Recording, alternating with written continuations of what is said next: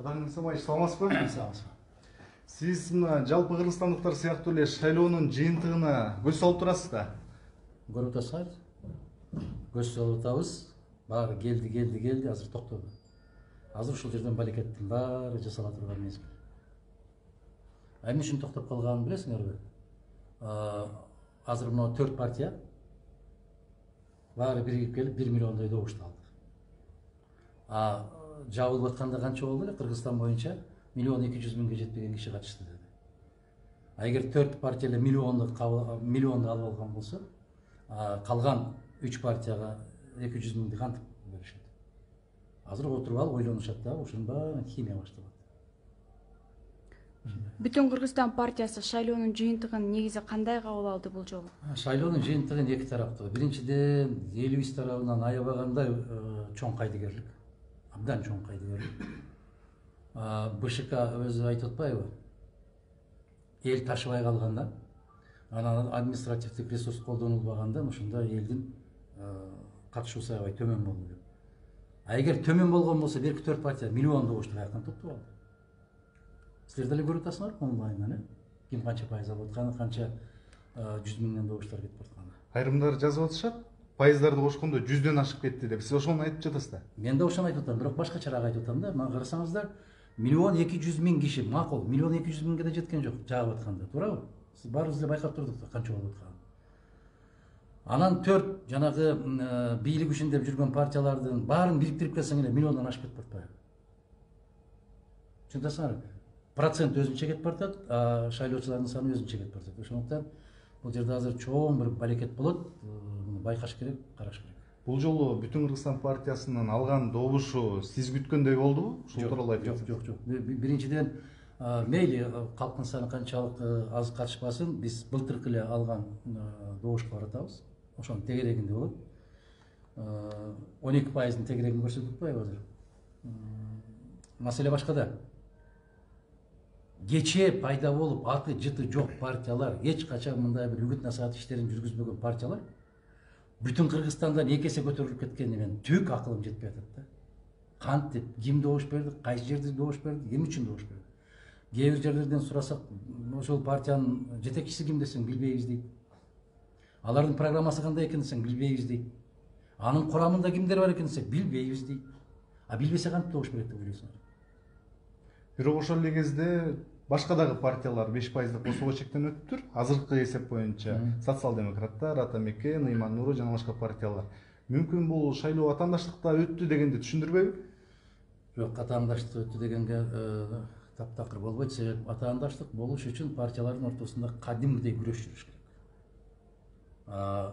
Мен бүтүн Кыргызстан менен Садыр Жапаровдун ортосунан, Камчы Ташиев үчөөнүн ортосунан башка күрөштү көргөн жокмун.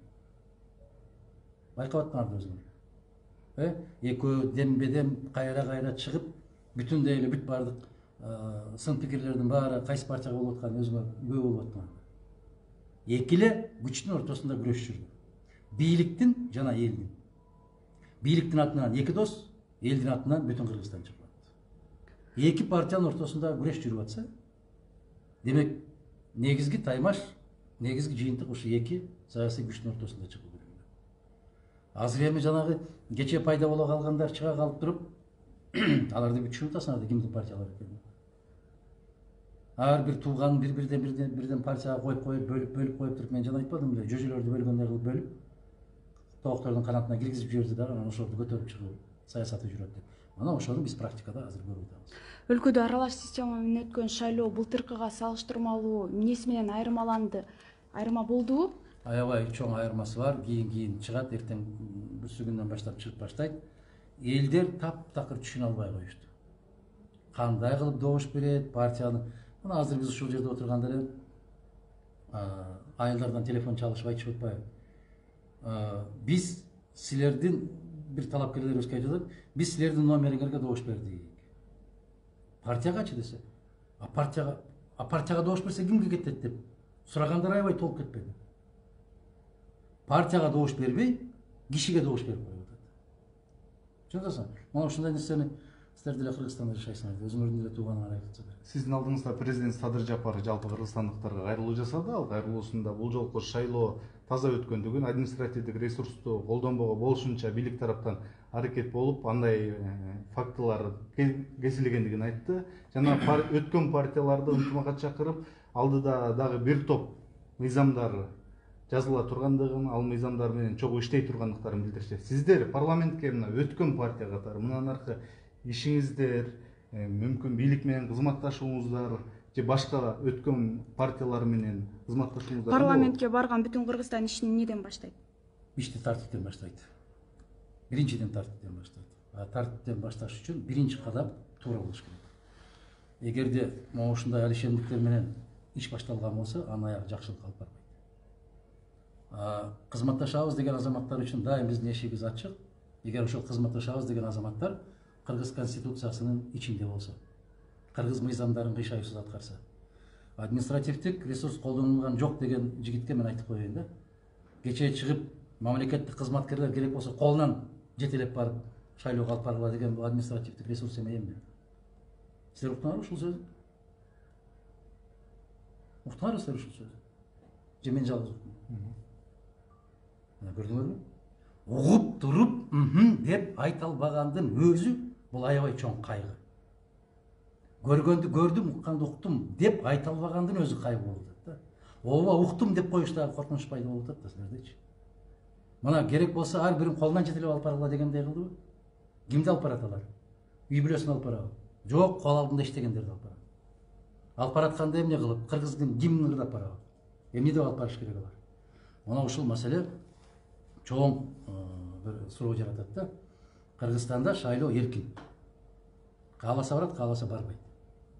Бирок керек болсо колунан жетелеп алып баргыла деген бул буйрук. Силер кандай дейсиңер? Мен берген баага түшүнүп атасыңарбы? Мен кыргызча эле сүйлөгөндөй болуп атам, бирок соңку кездерде эмнегедир түшүнүү кичине азыраак. Чоң рахмат сизге. Кечиресиз, менде да бир эки суроо бар эле жыйынтыкта өтүштү. Саясий партиялар бул жолу татыктуу жеңилгенди өздөштүрөбү? Сиздин пикириңиз кандай? Мен аны айта албайм, башка партиялар боюнча жооп бере албайм.